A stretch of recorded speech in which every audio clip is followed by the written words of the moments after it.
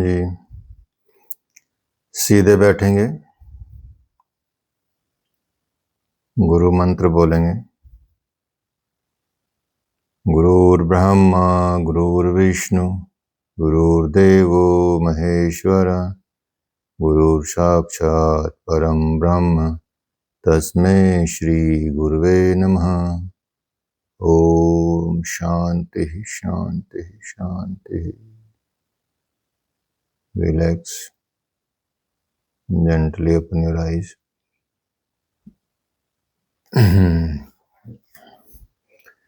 चलिए, शिव संहिता में सुबह की क्लास में आपने 24 श्लोक तक अध्ययन कर चुके हैं और इसमें भगवान ने बताया था, भगवान शिव कहते हैं कि कर्म फल की प्राप्ति 2 रूपों में होती है, जिसमें आपको बताया था एक स्वर्ग भोग और दूसरा नरक भोग।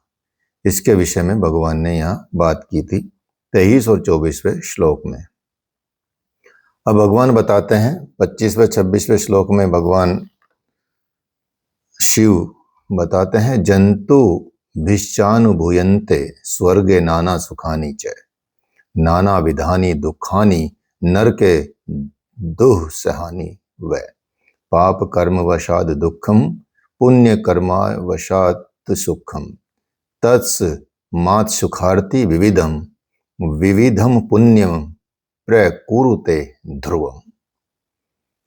भगवान कहते हैं कि इस जीव को स्वर्ग लोक की प्राप्ति होने पर, जब ये जीव स्वर्ग लोक की प्राप्ति कर लेता है, कैसे करता है भगवान बता चुके हैं, पुण्य कर्मों से। पुण्य कर्मों से स्वर्ग लोक की प्राप्ति होती है और आगे बताते हैं कि जीव को जब स्वर्ग लोक की प्राप्ति हो जाती है, उसके होने पर उसे बहुत प्रकार के अलग अलग प्रकार के सुख का उपभोग करना पड़ता है या उसको बहुत प्रकार के सुख मिलते हैं, प्राप्त होते हैं। किंतु यदि जीव नरकगामी हो या नरकगामी हो जाता है, तो नरकगामी कैसे होगा? जब वो पाप कर्म करेगा। तो पाप कर्म करने से मनुष्य या जीव नरकगामी होता है और नरकगामी होने पर वो बहुत प्रकार के जैसे सुख भोगता है स्वर्गगामी होने पर या स्वर्गलोक की प्राप्ति होने पर, इसी तरह से नरकगामी होने पर भी अनेक प्रकार के कठोर दुखों की यातना को भी उसको सहना पड़ता है। तो केवल एक प्रकार का दुख जीवन में नहीं आता, अनेक प्रकार के दुख आते हैं, अनेक प्रकार के ही सुख आते हैं। तो दोनों में ही आपको ये प्राप्त होता है, चाहे आप स्वर्गलोक की प्राप्ति करें चाहे नरक लोक की प्राप्ति करें, तो दोनों के ही परिणाम आपको अलग अलग तरीके से प्राप्त होते हैं। कहने का मतलब ये है कि पाप कर्मों के द्वारा दुख तथा पुण्य कर्मों के द्वारा सुख की उपलब्धि होती है। इसलिए सुख के अभिलाषी, जिनको सुख की प्राप्ति होती है या जिनको सुख की प्राप्ति करनी होती है या जो जीवन में सुख ही चाहते हैं, वो हमेशा पुण्य कर्म में ही लगे रहते हैं या उनको पुण्य कर्म करते देखा गया है। तो वो इस चाहना में, सुख की प्राप्ति की चाहना में सदैव पुण्य कर्म करते हैं, ऐसा बताया गया है। लेकिन यहाँ बात विशेष तौर से आ जाती है कि पाप भोगा वसाने तू पुनर्जन्म भवेत खलु और पुण्य भोगा वसाने तु नान्यथा भवति ध्रुवम स्वर्गे अपि दुख संभोगः पर स्त्री दर्शनाद ध्रुवम ततो दुखमिदम सर्वम भवेन्नास्त्यत्र संशय। तो भगवान यह बताते हैं कि जिस तरह से, जिस प्रकार पाप फल का भोग भुगत लेने पर, जब हम संसार में रहते हुए या जीव संसार में रहते हुए पाप का फल भोग लेता है, भुगत लेता है, तो जीव का इस संसार में क्या होता है? पुनरावर्तन होता है, अर्थात उसका पुनर्जन्म होता है। जब उसके कर्म भोग लिए जाते हैं, चाहे वो पाप कर्म हो चाहे कैसे भी हो, वो फिर पुनरावर्तन होता है उसका, दोबारा से उसका जन्म होता है। उसी प्रकार पुण्य फल भोग लेने के बाद, पुण्य फल भोग लेने के पश्चात पुण्य आत्मा जीव को भी पुनर्जन्म लेना पड़ता है। तो दोनों ही तरह से है। अर्थात यदि आपने पाप फल भोगा, यदि नरकगामी हुए, नरकगामी होकर आपने दुख भोगा या पाप फल का भोग किया, उसके बाद यदि जब वो खत्म होता तब भी आपको पुनर्जन्म लेना है। और जब पुण्य फल का भोग कर लिया, पुण्य आत्मा बन के जीव जन्म लेता है, तो उसके बाद भी उसका पुनर्जन्म होता है। सिंपल सी बात है। कहने का मतलब ये है, इसमें कहने का मतलब ये है कि इस तरह से जन्म मरण का जो चक्र है कंटिन्यूअस घूमता रहता है, बराबर घूमता रहता है, अर्थात उसका स्टॉप नहीं होता। लेकिन यदि हम विशेष तौर से गंभीर रूप से विचार करें, गंभीरतापूर्वक विचार किया जाए, तो स्वर्ग भी दुख का ही एक स्थान है। क्योंकि स्वर्ग में पहुंचकर स्वर्गीय ललनाओं का जो लालच होते हैं या लालसाएं होती हैं, ललनाएं होती हैं। ललनाएं का मतलब आकर्षक, आकर्षण, सुख की तरफ और आकर्षण, जिनको अप्सरा भी कह सकते हैं, उनके दर्शन होते हैं। लेकिन वो प्राप्ति उनकी संभव नहीं होती।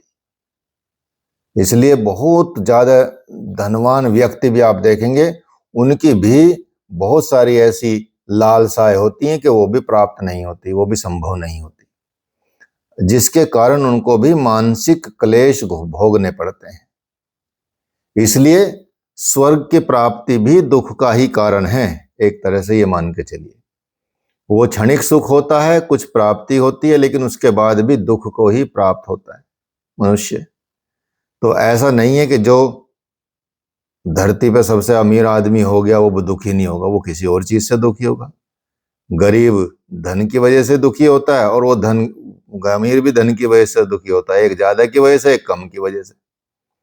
ठीक है, दोनों में ऐसा अंतर पाया जाता है। ठीक है, तो इसलिए स्वर्ग की प्राप्ति भी दुख का ही कारण है, इसमें किसी प्रकार का संदेह नहीं रखना चाहिए। भगवान ये बात बताते हैं। आगे बताते हैं, तत्कर्म कल्प कह प्रोक्तम पुण्य पाप मिति द्विविधा पुण्य पाप मयो बंधो देहि नाम भवति क्रमात् इहा मूत्र फल द्वेषी सकलम कर्म संत्यजेत नित्य नैमित्तिक के संगम त्यक्त्वा योगे प्रवर्ते। भगवान बताते हैं कि सुविज्ञ पुरुषों ने, जो पुण्य, जो महापुरुष होते हैं, सुविज्ञ पुरुष होते हैं, महान पुरुष होते हैं, उन्होंने पाप पुण्य के दो रूपों या दो प्रकार के कर्मों की परिकल्पना की है। पाप पुण्य के रूप में दो तरह के कर्मों की परिकल्पना की है, अर्थात उसको बताया है। तो उन्हीं पाप पुण्य के कर्म के अनुसार ही ये हमारा जो शरीर है बंधा हुआ है। पाप पुण्य कर्मों की वजह से हमको ये शरीर प्राप्त होता है। चाहे हम पाप कर्म करें, चाहे हम पुण्य कर्म करें, चाहे हम मिश्रित कर्म करें, दोनों कर्मों की वजह से ही ये शरीर की प्राप्ति होती है। अर्थात हमारा जो शरीर है ये क्यों है? क्योंकि संस्कार शेष हैं, कर्म शेष हैं, चाहे वो पुण्य कर्म हो चाहे पाप कर्म हो।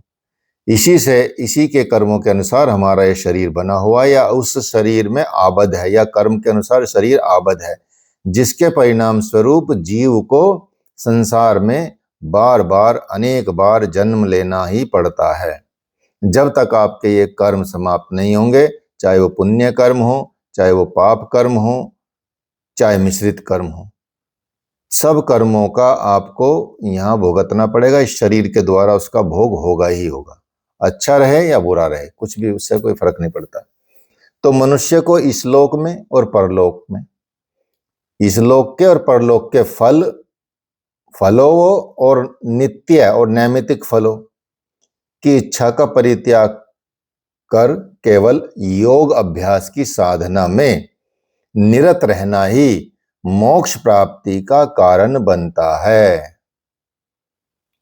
भगवान ने बता दिया है, चाहे इस लोक में रह ले मनुष्य, चाहे परलोक में रह ले, और उनके फल और जो भी आप नित्य नैमित्तिक कर्म कर रहे हैं, फल की इच्छा कर रहे हैं, उनका जब तक त्याग नहीं करेंगे, उनका त्याग करने के पश्चात जब तक आप योग अभ्यास की साधना नहीं करेंगे और उसमें बने नहीं रहेंगे, तब तक मोक्ष प्राप्ति नहीं हो सकती। अर्थात हमको मोक्ष प्राप्ति करने के लिए योग साधन या योग अभ्यास की साधना करनी चाहिए और योग अभ्यास की साधना में निरंतर लगे रहना चाहिए, तभी ये मोक्ष प्राप्ति का कारण बनता है।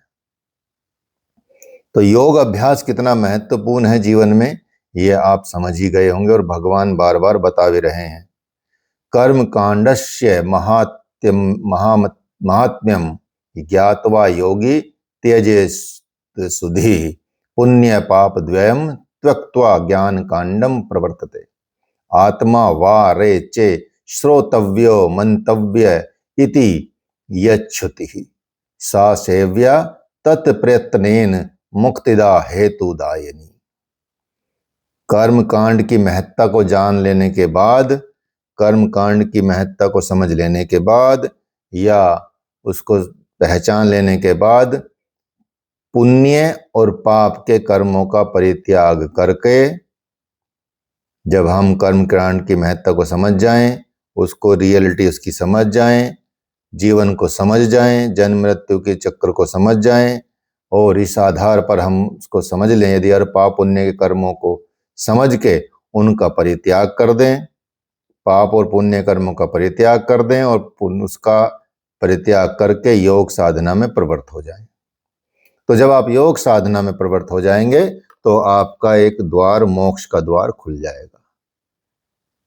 क्योंकि बहुत ग्रंथों में भी, श्रुतियों में भी बताया गया है कि आत्मा ही श्रवणीय है और मननीय है। आत्मा को ही सुनना चाहिए, आत्मा का ही मनन करना चाहिए। आत्मा अर्थात वही परमात्मा, उसी का तत्व है। तो आत्मा ही श्रवणीय है अर्थात सुनने योग्य है, और आत्मा ही मननीय है अर्थात मनन करने योग्य है। आत्मा ही मुक्ति प्रदायिनी है और आत्मा ही सभी की उत्पन्न करती भी है, उत्पन्न कर्त्री है। तो उत्पन्न भी करने वाली वही है, मुक्ति प्रदान भी करने वाली यही है। इसलिए प्राणी को चाहे किसी भी तरह से चेष्टा करके, चेष्टा पूर्वक आत्मा का सेवन ही करना उचित है। उसी को धारण करना, उसी की तरफ बढ़ना, उसी का उत्थान में लगे रहना, उसी को ध्यान भजन योग साधनों से उन्नत बनाना, ये मनुष्य का कर्तव्य है और यही उचित भी है उसके लिए। इसलिए भगवान बताते हैं, दुरीतेषु च पुण्येषु यो धीवृत्तिम प्रचोदयात् सोहम प्रवर्तते मत्तो जगत सर्वम चराचरम सर्वम च दृश्यते मत्तः सर्वम च मयि लीयते न तद भित्रोहमस्मिन्नो यद भिन्नो न तू किंचन। भगवान बताते हैं कि जिस बुद्धि के कारण पाप और पुण्य इन दोनों के समान रूप से प्रेरणा मिलती है, जिस बुद्धि की वजह से हमको पाप और पुण्य समान रूप से उसको प्रेरणा मिलती है, वह मैं ही हूं। मुझसे ही इस जगत की उत्पत्ति होती है और ये समस्त दृश्यमान जगत मैं ही हूं।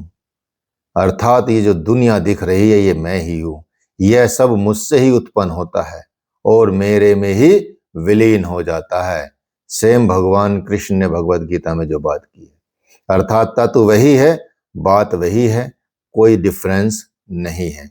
मैं किसी से भिन्न नहीं हूं और न मुझसे ही कुछ भिन्न है। कहने का मतलब यह है कि संपूर्ण जगत को इसी भावना से देखना चाहिए, इसी भावना से समझना चाहिए और योगाभ्यासी के लिए ये बहुत ही आवश्यक है। समझ गए? तो इसलिए योगाभ्यासी को इस तत्व को समझते हुए, भगवान के स्वरूप को समझते हुए उसको पहचानना चाहिए, उसको जानना चाहिए, उसकी तरफ बढ़ने का प्रयास करना चाहिए। जल पूर्णेषु शंखेषु शरावेषु यथा भवेत एकस्य भात्य संख्यत्वं तद भेदोत्र न दृश्यते। उपाधिषु शरावेषु या संख्या वर्तते परा सा संख्या भवति यथा रवौ चात्मनि तथा। जिस प्रकार जल से परिपूरित घड़े में एक ही सूर्य के अनेक प्रतिबिंब भासित होते हैं, अर्थात हमने जल से भरे हुए जो घड़े हैं वो रखे, सूर्य तो एक ही है, उन सब में अलग अलग सूर्य दिखाई देता है। हर घड़े में अलग सूर्य आपको दिखाई देगा, या हर बर्तन में यदि आप भर के रख दें पानी और सब में आपको सूर्य दिखाई देगा। तो एक ही सूर्य है, लेकिन वास्तव में वो अनेक ना होकर एक ही होता है। वो अनेक है ही नहीं, उसमें अनेकता का भास किस वजह से होता? अनेकता का भास तो मिट्टी के घड़े और उनकी संख्याओं के कारण होता है तो वो एक ही, लेकिन जब मिट्टी के घड़ों में आप देखेंगे, हर घड़े में चाहे 1 करोड़ घड़े बना ले, 1 करोड़ घड़ों में 1 करोड़ घड़ों में पानी भर दें, 1 करोड़ सूर्य दिखाई देंगे आपको, उनकी छाया दिखाई देगी। तो क्या 1 करोड़ सूर्य हो जाएंगे? नहीं, वास्तव में जब ऊपर देखेंगे तो एक ही सूर्य है। तो उनमें अनेकता का आभास किस वजह से होता है? मिट्टी के घड़े और उनकी संख्याओं के कारण होता है। उसी प्रकार ये दृश्यमान जगत भी एकात्मक होते हुए भी अनेक रूपों में परिलक्षित होता हुआ है, यह दिखाई पड़ता है। यथार्थ में परम ब्रह्म भी एक ही होता है। इसलिए मेरे अंदर आपको अलग आत्मा दिखाई दे रही है, आपके अंदर अलग आत्मा दिखाई दे रही कि ये उसकी आत्मा, ये उसकी आत्मा, नाम ले लेके पुकारते हैं। है कुछ अलग नहीं, है एक ही भासित होता है, एक ही रहता है। यथै कह कल्पकः स्वप्ने नाना विदित्रियेष्यते जागरेऽपि तथाप्येकस्तथैव बहुधा जगत् सर्प बुद्धिर्यथा रज्जो शुक्तो वा रजत भ्रम तद्वेदमिदम विश्वम विवृतम परमात्मनि। भगवान बोलते हैं कि जैसे जिस तरह से या जिस प्रकार से स्वप्न अवस्था में, जिस प्रकार से स्वप्न अवस्था में मानव का जो मन है, मानव मन में अनेक प्रकार की परिकल्पनाएं उठती रहती हैं, बहुत तरह की परिकल्पनाएं उठती हैं, लेकिन जब नींद खुल जाती है, नींद खुल जाने पर कुछ भी दिखाई नहीं देता। उसी प्रकार ये जो मायाग्रस्तता के कारण जगत भी अनेक रूपों में प्रतिभाषित होता है, लेकिन जैसे ही माया का आवरण हट जाता है, जब माया का आवरण हट जाएगा तो उसके फलस्वरूप क्या होगा? एक ही ब्रह्म शेष रह जाता है। और जिस तरह से रस्सी में सांप और सीप में चांदी का बोध होता है, उसी प्रकार परम ब्रह्म में माया के आवरण में से जगत का भी भ्रम उत्पन्न होता है। जब आपको क्लियर हो जाता कि भैया ये तो सांप नहीं है, रस्सी है, तो सांप गायब हो जाता है। हाँ, हालांकि सांप की स्मृति बनी रहती है। सीप में चांदी का भास होने पर, सीप में चांदी की क्लियरिटी होने पर कि भैया सीप में चांदी नहीं है, तो सीप ही चमक रही थी, तो वहां चांदी का भाव खत्म हो जाता, चांदी का रूप खत्म हो जाता है, उसका स्वरूप खत्म हो जाता है, लेकिन उसका आभास भाव बना रहता है, उसको भी खत्म कर लेना है। तो इसी तरह से परम ब्रह्म में माया के आवरण से जगत का भ्रम उत्पन्न होता रहता है कि ये जगत है, जगत है, ठीक है, और मनुष्य इसमें, इस जाल में फंसा रहता है। रज्जु ज्ञानाद्य तथा सर्पो मिथ्या रूपो निर्वर्तते आत्मज्ञानात् तथा याति मिथ्याभूत मिदम जगत रोप्य भ्रांतिर्यम यान्ति सुक्ति ज्ञानाद तत् यथा खलु जगत भ्रांतिर्यम यान्ति चात्मयाज्ञा दता तथा। भगवान कहते हैं कि ये बात और समझ लेनी है कि जिस समय रस्सी के वास्तविक ज्ञान का रूप हो जाता है, जो अभी बताया आपको, उस समय सर्प का मिथ्या ज्ञान दूर हो जाता है। उसी तरह से आत्मज्ञानोदय होने पर मिथ्या जगत की बुद्धि नहीं रहती, वो भी समाप्त हो जाती। इस तरह से या इस भांति जब हम मन में ये दृढ़ निश्चय कर लेते हैं या यह दृढ़ निश्चय हो जाता हमारे मन में कि ये वस्तुतः सीप है, तो उसमें चांदी होने का प्रश्न जो भ्रम जो है वो खत्म हो जाता है। तो इसी तरह से आप आत्मबोध हो जाने पर संसार का भ्रम दूर हो जाता है, ये समझ लेना चाहिए आप। ठीक है, इसलिए भगवान कहते हैं कि यथा रज्जु रग भ्रांतिर भवेद भेद वशा जगत तथा जगद दियम भ्रांतिरध्या सकल्पना जगत आत्मज्ञानाद्यत नास्ति रज्जु ज्ञानाद भू जंगम।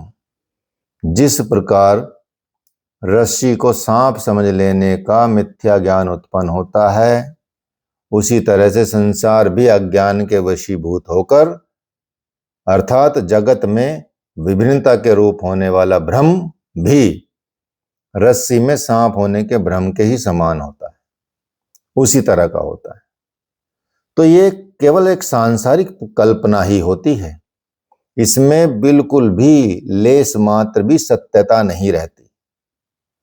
लेकिन रज्जु ज्ञान की तरह आत्मज्ञान, रज्जु बोलते हैं रस्सी को, लेकिन रज्जु ज्ञान की तरह आत्मज्ञान के उदय होते ही मिथ्या जगत की प्रतीति नहीं होती, फिर ये मिथ्या जगत समाप्त हो जाता है। जैसे ही आपको आत्मज्ञान होगा तो आपका ये मिथ्या जगत का जो ज्ञान है या मिथ्या जगत की जो प्रतीति है ये भी समाप्त हो जाएगी।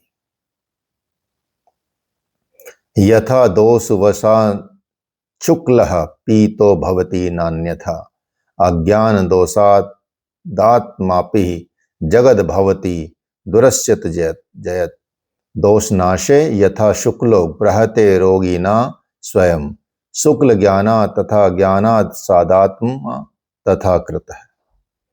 बताते हैं भगवान कि जिस तरह से पित्त विकार के कारण जब किसी को पित्त का विकार होता है तो उसको पांडु रोग हो जाता है।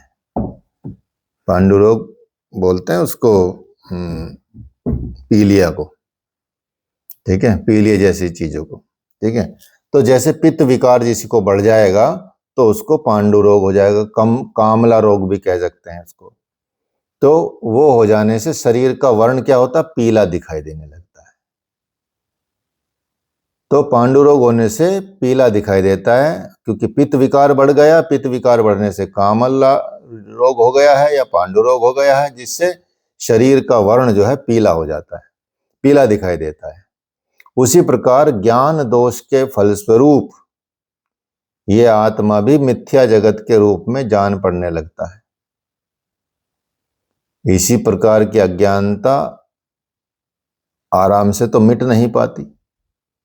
अज्ञान के नाश होने पर शुद्ध ब्रह्म का बोध होने लगता है। कैसे होने लगता है? जैसे ही आपका पित्त विकार मिटेगा, नष्ट हो जाएगा, तो शरीर का वर्ण भी नॉर्मल हो जाएगा, फिर से वही हो जाएगा। कहने का मतलब यह है कि अज्ञान रूप रोग का यदि समन करना है तो समन करके आत्मज्ञान रूपी औषध सेवन से ही ये संभव हो सकता है। अर्थात आत्मज्ञान की प्राप्ति के द्वारा ही इस संसार का भ्रम समाप्त हो सकता है। काल त्रयेऽपि न यथा रज्जु सर्पो भवेदिति तथात्मा न भवेद विश्वम गुणातीतो निरंजनः आगम पायो नित्यः नास्यत्वे नेश्वरादयः आत्मबोधेन केनापि शास्त्रोदेव द्विनिश्चितम्। बताते हैं भगवान शिव कहते हैं कि ये बात निश्चित रूप से सत्य है कि तीनों कालों में अर्थात भूतकाल में, वर्तमान काल में, भविष्य काल में क्या है, रस्सी कभी भी सांप नहीं बन सकती। ये तीनों कालों में ये सत्य है कि रस्सी कभी भी सर्प रूप में परिवर्तित नहीं हो सकती। उसी तरह से ये भी सत्य है कि गुणातीत शुद्ध आत्मा भी कभी भी विश्व रूप में नहीं बदल सकती। वो ऐसी की ऐसी है। आत्मज्ञान संबंधी शास्त्रों के अध्ययन से ये जानकारी मिलती है, ये हमको ये ज्ञात होता है कि ईश्वर की उपाधि से युक्त इंद्र आदि देव भी अनित्य हैं, अर्थात उनका भी संसार में जन्म मरण होता है, वो भी इस चीज से बच नहीं पाते। इसलिए भगवान बताते हैं कि तुमको आत्मज्ञान प्राप्त करना है, आत्मज्ञान हो के आत्म स्वरूप स्थापित होना है, तभी आप इस संसार चक्र से छुटकारा पा सकते हैं। यथा वातवशात सिंधा उत्पन्नः फेन बुद्धदा तथात्मनि संभूत समुद्भूतम संसारम क्षण भंगरम अभेदो भासते नित्यम वस्तु भेदो न भासते द्विधात्री धादि भेदोयम ब्रह्मेत्वे परवश्यति। भगवान बताते हैं कि जिस प्रकार वायु के थपेड़ों से सागर में झाग उठते हैं और बुलबुले उत्पन्न होते रहते हैं तथा फिर पुनः तुरंत ही तत्क्षण ही उसमें समा जाते हैं, उसी तरह से माया की उपाधि से विभूषित आत्मा के द्वारा ये नश्वर संसार की उत्पत्ति होती है और पुनः उसी आत्मा में विलुप्त हो जाती है। आत्मा की विभेदता या किसी पदार्थ या संसार से नहीं है, लेकिन उसमें भ्रमवश ही 2, 3 इत्यादि ही प्रतीति होती। इस तरह से आप देखेंगे इस प्रकार के भ्रम के मिट जाने पर अनेकता का भेद समाप्त हो जाता है। कोई फिर आपको अलग अलग रूपों में दिखाई नहीं देता, सब फिर आपको ब्रह्म ही ब्रह्म समाया हुआ दिखता पूरे संसार में। सब कुछ खत्म हो जाता है। यद भूतम यच्च भाव्यम वै मूर्ता मूर्ते तथैव च सर्वमेव जगदिदं विवृतम परमात्मनि कल्पकः कल्पिता विद्या मिथ्या जाता मृषात्मिका एतान मूलम जगदिदं कथम सत्यम भविष्यति। संसार के मूर्त अमूर्त जो भी पदार्थ हैं, दिखने वाले नहीं दिखने वाले, जिनका स्वरूप है जिनका नहीं है, मूर्त अमूर्त जो भी पदार्थ हैं वे सब माया के आवरण से आत्मा के द्वारा ही प्रकटित हुए हैं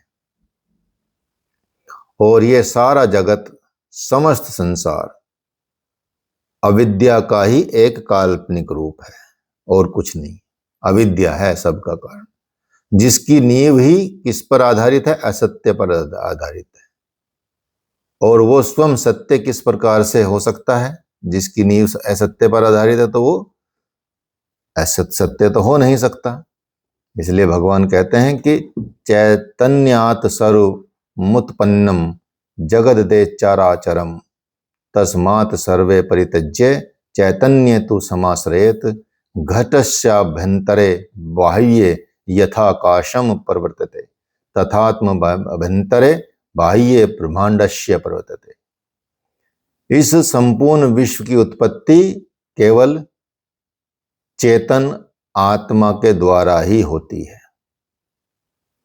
जो संसार है इसकी उत्पत्ति कैसे हुई है? चेतन आत्मा के द्वारा, अर्थात कॉन्शियसनेस के द्वारा ही ब्रह्मांड बना है, कॉन्शियसनेस के द्वारा ही ये चेतन मतलब संसार बना है। ऐसा जानकर चैतन्य आत्मा का आश्रय ग्रहण करना ही सर्वोत्तम माना गया है। और जिस प्रकार घट के अंदर और बाहर आकाश परिव्याप्त रहता है, उसी प्रकार संपूर्ण ब्रह्मांड के अंतर्गत या अंतरंग और बहिरंग भाग में केवल आत्मा ही पूर्णतः परिव्याप्त रहती है।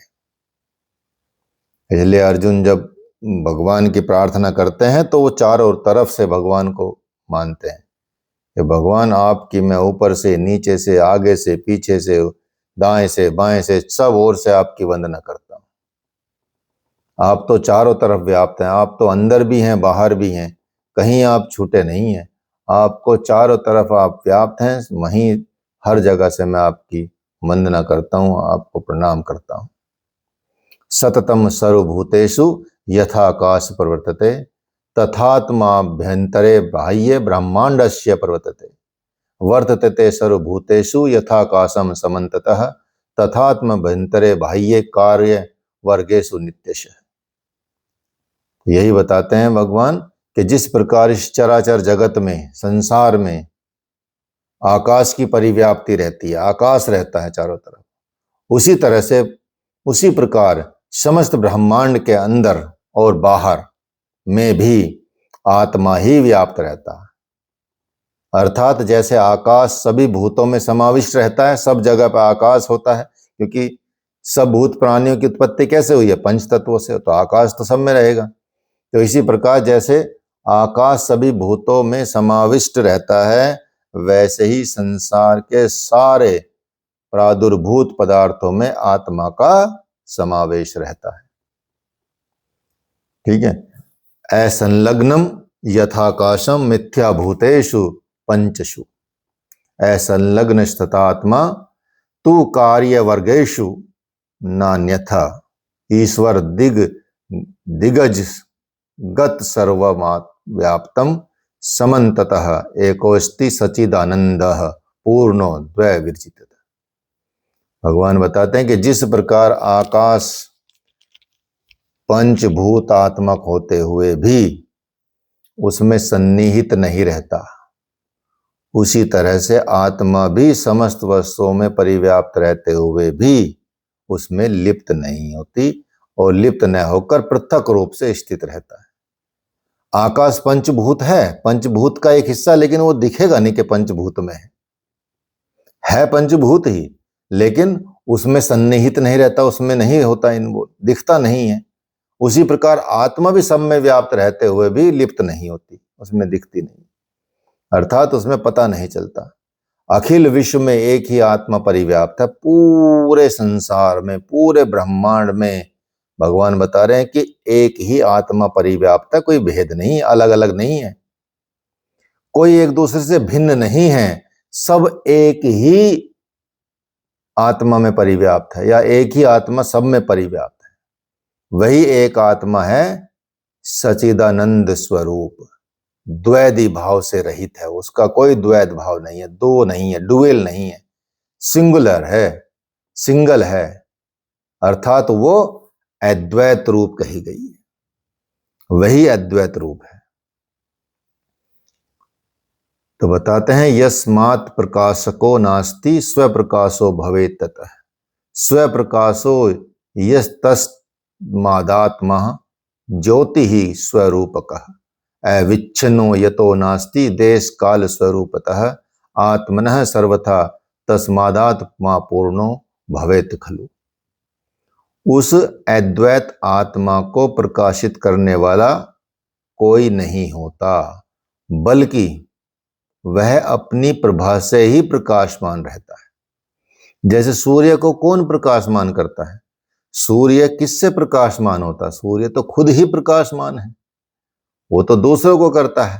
ठीक है, तो सूर्य की तरह ही जैसे आत्मा, इसी तरह से आत्मा को कोई प्रकाशित नहीं करता, वो तो खुद ही प्रकाशमान है।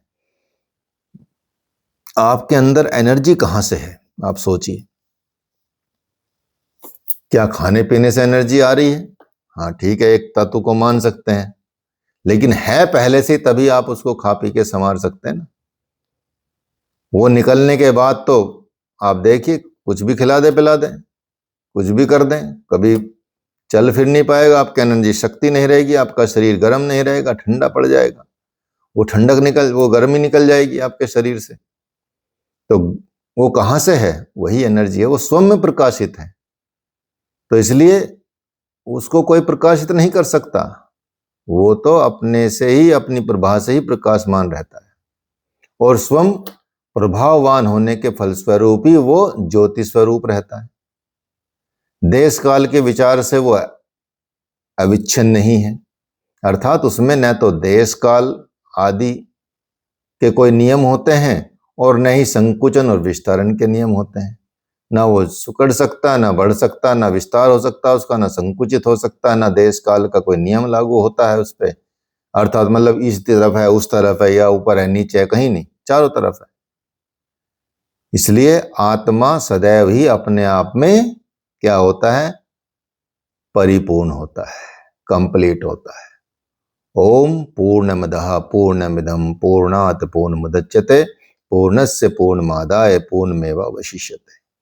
इस श्लोक को यदि समझ लेंगे तो ये चीजें समझ आ जाएंगी। वो अपने आप में पूर्ण था, पूर्ण रहेगा, पूर्ण है, पूर्ण रहेगा, पूर्ण में से पूर्ण निकाल दे तब भी पूर्ण रहेगा, उसमें मिला भी दे तब भी पूर्ण रहेगा। ये तो ऐसा है। तो इसलिए उसमें कंप्लीटनेस का गुण है, अपने आप में ही परिपूर्ण का गुण है। तो जो आपके अंदर भी है, सबके अंदर है, हर व्यक्ति के अंदर विराजमान है, इसका अर्थात तो अपने आप में कंप्लीट है, परिपूर्ण है। यस्मान विद्यते नाशः पंचभूतर वृथात्मक है तस्मादात्मा भवेन्यत्यस्त्राशो न भवेत खलु यस्मान दन्यो नास्ति ही तस्मादेको अस्ति सर्वदा यस्मात् दन्यो मिथ्या स्यादात्मा सत्यो भवेत खलु। भगवान बताते हैं कि पंच महाभूतों के नष्ट हो जाने पर भी, पंच महाभूतों के खत्म होने पर भी आत्मा का विनाश नहीं होता, क्योंकि आत्मा ही सर्वदा ही अनिश्वर है, अविनिश्वर है और अविकारी है। किसी भी अवस्था में आत्मा का नाश होना संभव नहीं है। पूरा भगवत गीता का सार यहां भी चल रहा है। अर्थात हर भगवान ने भी जो भी दिखते हैं आपको, देवता भगवान जिसको जो मान ले, सब ईष्ट हैं, सब ने सेम बात कही है।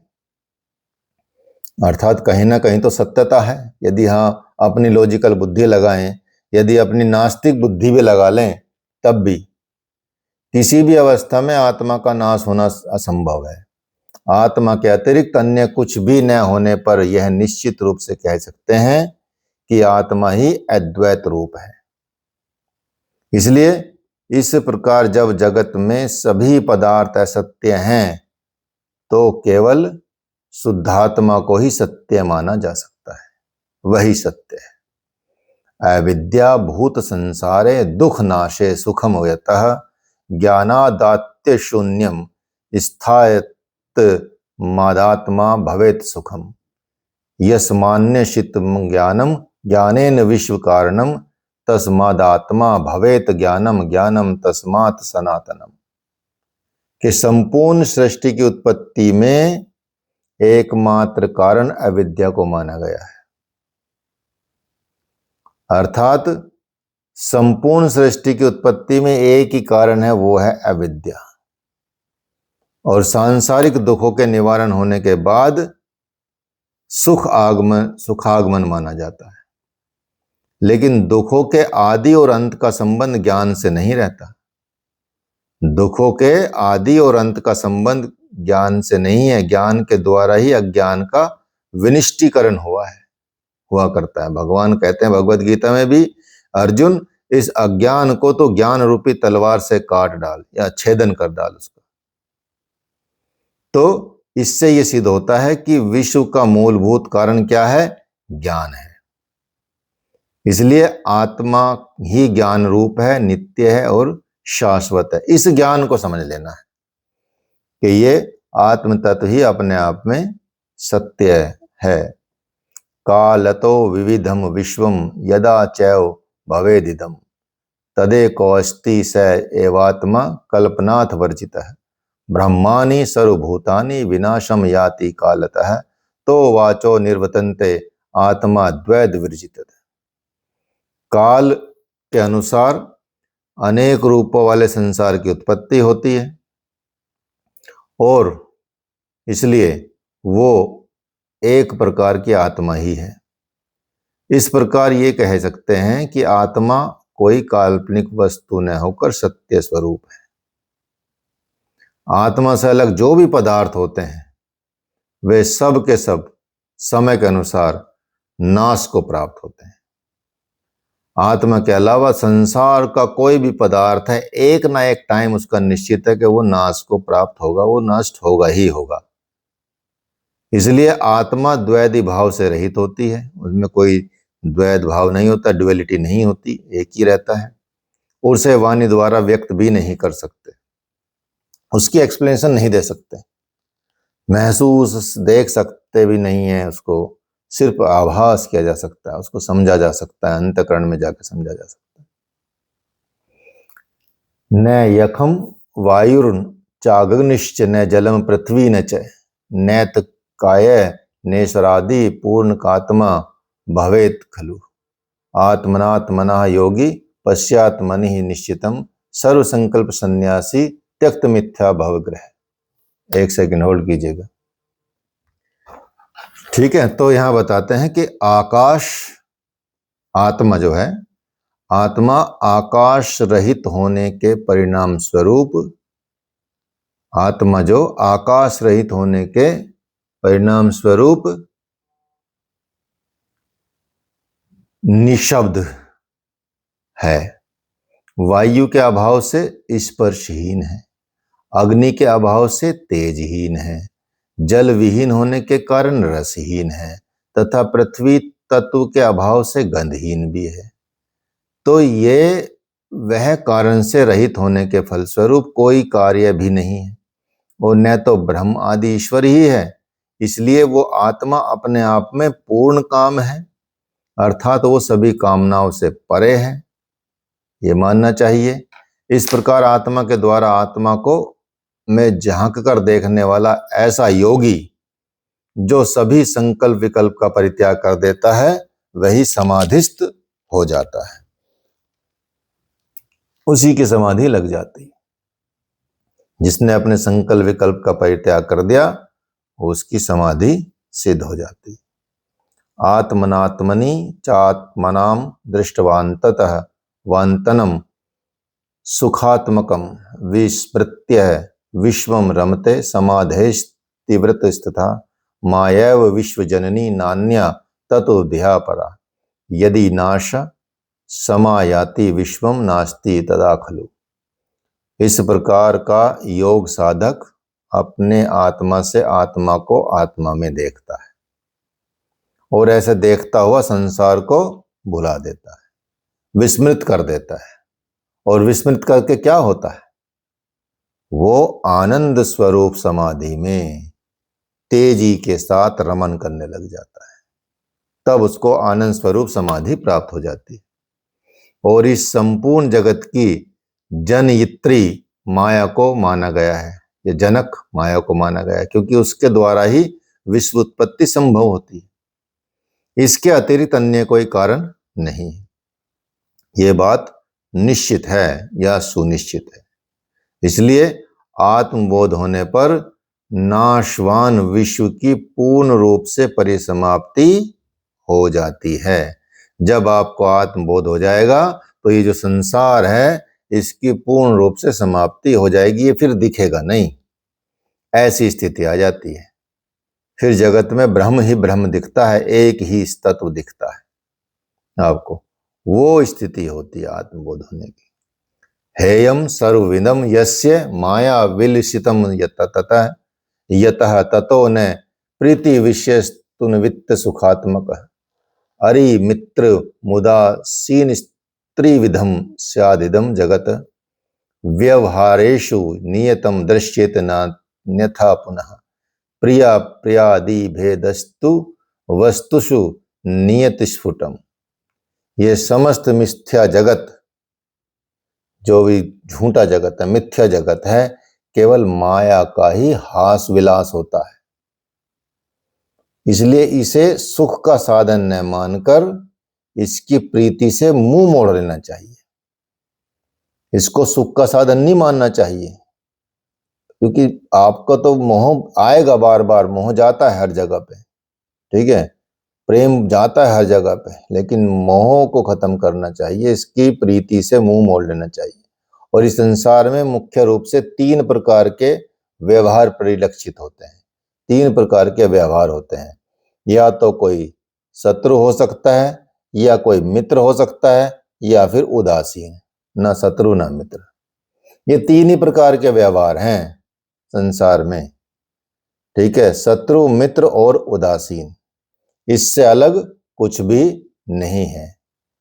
ये सारा संसार प्रियता और अप्रियता भेद रूप बंधन में जकड़ा हुआ है कि ये प्रिय है, ये अप्रिय है, या इससे मुझे कोई इफेक्ट नहीं होता। तो प्रियता और अप्रियता के भेद रूप के बंधन में ये पूरा संसार जकड़ा हुआ है, उसी में चलता रहता है, उसी में दौड़ता रहता है, उसी में भागता रहता है। आत्मोपाधिव सा देवम भवेत पुत्रादि नान्यथा माया विलसितम विश्वम ज्ञात वैवम श्रुति युक्ततः। अध्यारोपावादाभ्यम लवम लयम कुर्वन्ति योगिनः कर्मजन्यम विश्वमिदं नत्व कर्मणि वेदना निखिलोपाधीनो वै यदा भवति पुरुषः तदा विजयत खंड ज्ञान रूपी निरंजन। भगवान बताते हैं कि इस जगत में सभी पारिवारिक संबंध, जितने भी पारिवारिक संबंध हैं संसार के, पुत्र कलात्र आदि जितने भी हैं, आत्मा की उपाधि से ही संभव होते हैं। और ये सारा संसार, विश्व, सारा विश्व प्रपंच माया के द्वारा ही विलसित है, अर्थात उसी के द्वारा बनाया है। ऐसा ज्ञान सब जगह मिलता है, श्रुति वाक्य से प्राप्त होता है। और जब श्रुति वाक्य से प्राप्त हो जाता है तो जो योग अभ्यासी होते हैं, योग अभ्यासी अध्यारोप और अपवाद से आत्मविलीन रहते हैं। और संपूर्ण संसार की उत्पत्ति स्थिति का भी ये एकमात्र कारण जो है वो कर्म ही होता है। मतलब कहने का ये है कि कर्म के द्वारा क्लेश आदि उत्पन्न होते हैं। जितने भी ये क्लेश हैं वो कर्म के द्वारा ही उत्पन्न होते हैं। कर्म के अभाव में किसी प्रकार के दुख की संभावना नहीं है। जब कोई कर्म होगा तभी कोई दुख होगा, कभी तभी सुख होगा। कर्म के अभाव में किसी भी प्रकार के दुख की संभावना नहीं रह जाती। और जिस क्षण आत्मा माया की उपाधि को जीत लेता है और जीतकर माया विहीन हो जाता है, तभी उसे अखंड ज्ञान रूप विशुद्ध ब्रह्म की प्रतीति होने लगती है। ये निश्चित रूप से एक सत्य धारणा है। स ही कामयते पुरुष सृजते च प्रजा स्वयं अविद्या भासते यस्मात्तस्मान् मिथ्या स्वभावतः शुद्धे ब्रह्माणि संबद्धो विद्या सहजो भवेत ब्रह्म तेजो शतम याति तत् आभासते नभः। आत्मा अपनी इच्छा से स्वयं ही जीवों की सृष्टि करता है। आत्मा अपनी इच्छा से ही स्वयं ही जीवों की सृष्टि करता है। जैसे भगवद गीता में कहा गया है, एकोम ब्रह्म बहुश्यामी, एक से अनेक हो जाऊं, या वेदों में कहा गया है। ऐसी इच्छा अविद्या के फलस्वरूप उत्पन्न होती है और वो स्वभावतः मिथ्या होती है। कहने का मतलब है कि ये मिथ्या माया से आविर्भूत होती है, माया के बिना नहीं आता ये सिस्टम। और इसलिए ये सृष्टि भी मिथ्या ही है। विद्या का संबंध शुद्ध ब्रह्म में होना आवश्यक है, स्वाभाविक है। और उस ब्रह्म के तेजान से ही आकाश मंडल का भी आविर्भाव हुआ है। तो इसलिए बताते हैं, तस्मात् प्रकाशते वायुर्वायोर्ग्निस्ततो जलम प्रकाशते तत् पृथ्वी कल्पनेयम स्थिता सती आकाशाद्वैर्युराकाशः पवनादग्नि संभवः खेवाताग्निर्जल जलम व्योम वाताग्निर्वरितो मही। अब इसको समझ लेना जरूरी है। आकाश से वायु, वायु से अग्नि, अग्नि से जल और जल के द्वारा पृथ्वी की उत्पत्ति हुई है। समझ रहे?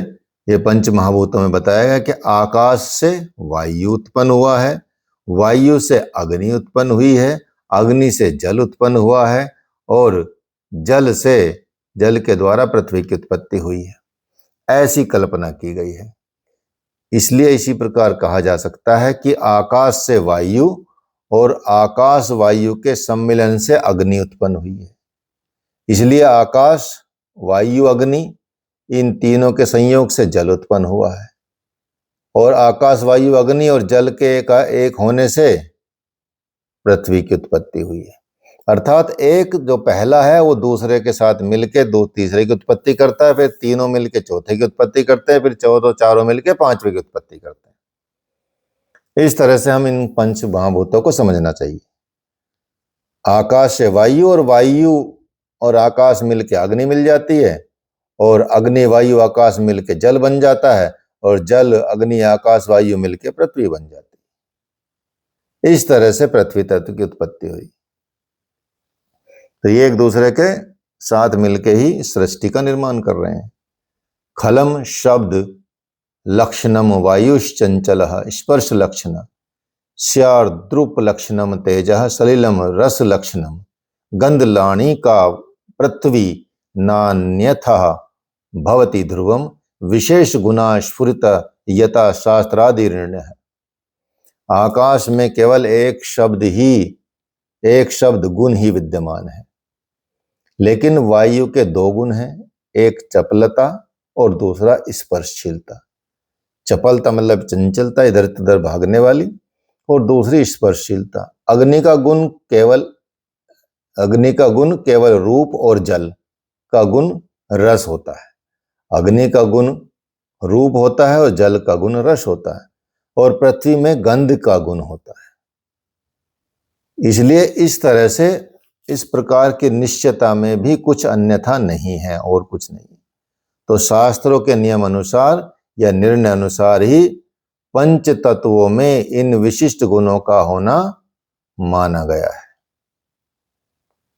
इसलिए पांच तत्वों के जो गुण बताए गए हैं वो इसको आपने धारण किया है, समझ लिया है।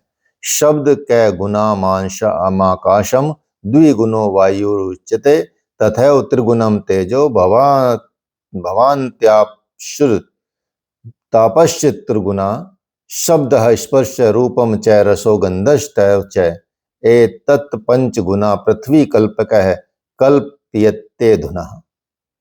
इस प्रकार ये निश्चय हुआ, क्या निश्चय हुआ? कि आकाश में केवल एक शब्द गुण, वायु में दो गुण, अग्नि में तीन गुण और जल में चार गुण हुआ करते हैं। शब्द, स्पर्श, रूप, रस और गंध, इन पांच गुणों की वर्तमानता पृथ्वी के द्वारा कल्पित की गई है। इनको तन्मात्रा भी कहा जाता है। आप सांख्य योग में पढ़ा होगा आपने, सांख्य योग में पढ़ेंगे, इनको इस तरह से समझना चाहिए। चक्षुषा ग्रहते रूपम गंधो घ्राणेन ग्रहति रसो रसनया स्पर्श त्वचा संग्रहते परम श्रुतो ग्रहते शब्दों नियतम भाति नान्यथा। चक्षुओं अर्थात नेत्रों के द्वारा रूप का ग्रहण होता है, हमारी आंखों के द्वारा रूप का ग्रहण होता है। घ्राण अर्थात नासिका के द्वारा गंध का ग्रहण होता है। जिह्वा के द्वारा रस का ग्रहण होता है। त्वचा के द्वारा स्पर्श का ग्रहण होता है या ज्ञान होता है, और कर्मेंद्रियों के द्वारा शब्द का ग्रहण किया जाता है। ये नियम एक तो निश्चित है और इस नियम को कोई काट नहीं सकता। निश्चित है और अकाट्य है, अर्थात इस नियम को कोई भी काट नहीं पाएगा। चैतन्यात् सरुमुत्पन्नम जगदे चराचरम अस्ति चेत कल्पनेयम नास्ति चेदस्ति चिन्मयम पृथ्वी शीर्णा जले मग्ना जलम मग्नम च तेजसी लीनम वायु तथा तेजो व्योमनि वातो लयम यदु अविद्यायाम महाकाशो लियते परमे पदे। ये समग्र चराचर जगत एक ही चैतन्य से आविर्भूत हुआ है।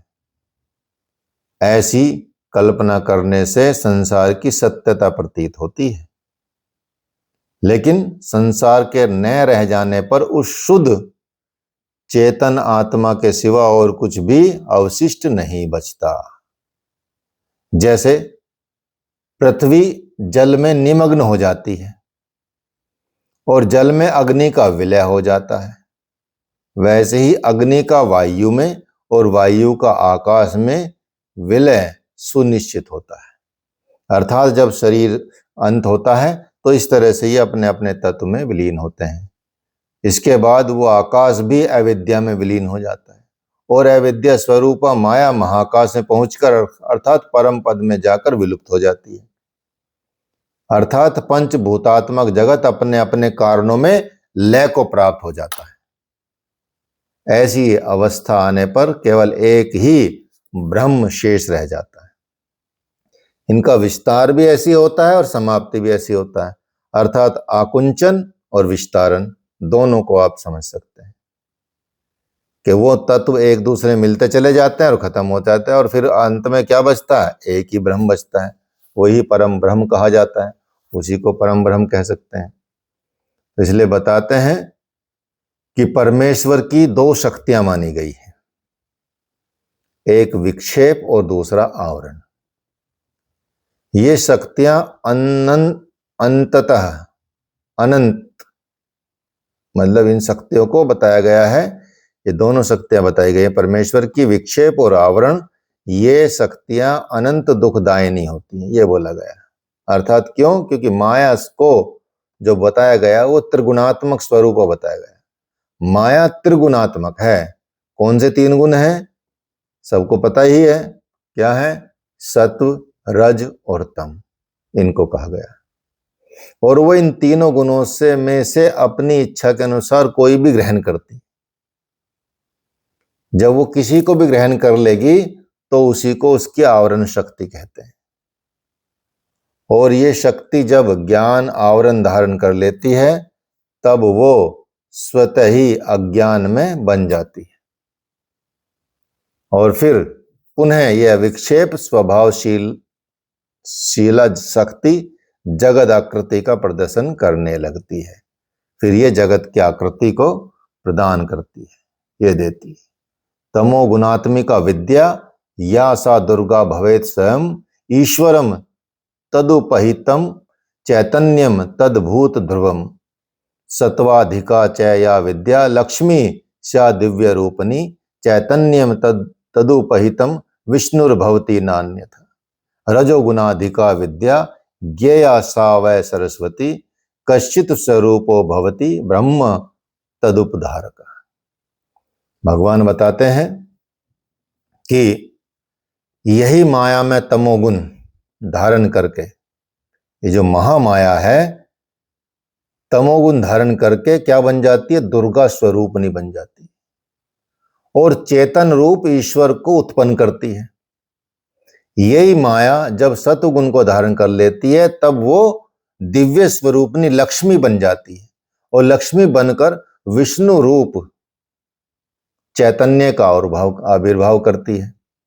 किंतु जब यह रजोगुण प्रधान सरस्वती रूप धारण करती है तब वो क्या बनती है? ब्रह्म रूप चैतन्य का प्रादुर्भाव करती है। अर्थात यही शक्ति क्या क्या धारण करके क्या क्या रूप मतलब बनाती है। मतलब कहने का यह है कि तमोगुण की प्रबलता से ही यही शक्ति दुर्गा स्वरूपा बनकर सृष्टि संहारक शिव को, सतगुण की बहुलता से सृष्टि पालक विष्णु को और रजोगुण की प्रधानता से सरस्वती रूपा होकर सृष्टि रचिता ब्रह्मा को उत्पन्न करती है। इस प्रकार इस शक्ति को ही जगत की उत्पत्ति, स्थिति और संहार में मूलभूत कारण बताया गया। आप देखेंगे जो आदि शक्ति है या दुर्गा महापुराण है, ठीक है, उसमें आप देखेंगे इन सब की उत्पत्ति का जो आधार है वो शक्ति को बताया गया, देवी को बताया गया। तो उसका जो गूढ़ता है वो यहाँ पे भगवान शिव बता रहे हैं कि कौन से गुण से क्या क्या उत्पन्न हुआ है। तो इस तरह से उनका ये विस्तार आप इसमें देख सकते हैं, इसमें पा सकते हैं। ठीक है, तो आज के लिए इतना ही काफ़ी है। 90 श्लोक आपके इसमें हो गए हैं, 90। सुबह 24 श्लोक हुए थे, अब इसमें और 90 श्लोक तक आपके हो गए हैं। ठीक है, तो इसको आप एक बार और रिवीजन कर लेना, रिकॉर्ड मैंने कर ही लिया है, आप इसको पढ़ सकते हैं, देख सकते हैं और ये थोड़ा इसको बढ़ाइए। जो YouTube का चैनल है इसको थोड़ा और विस्तार देना है, इसको लोगों को भेजिए और उसको सब्सक्राइब कराएंगे तो क्या रहेगा कि लोगों को ज़्यादा जानकारी मिलेगी, योग में ज़्यादा उतर सकते हैं। इससे एक परंपरा का आविर्भाव हो सकता है, अर्थात लोग योग साधना की तरफ बढ़ सकते हैं, क्योंकि रियल जानकारी मिलेगी तो लोग समझेंगे इसको। ठीक है, तो इसलिए आपको ये चीज़ें मिलती रहेंगी, आप इसको समझते जाइए, करते जाइए। किसी का कोई प्रश्न हो तो पूछ सकता है।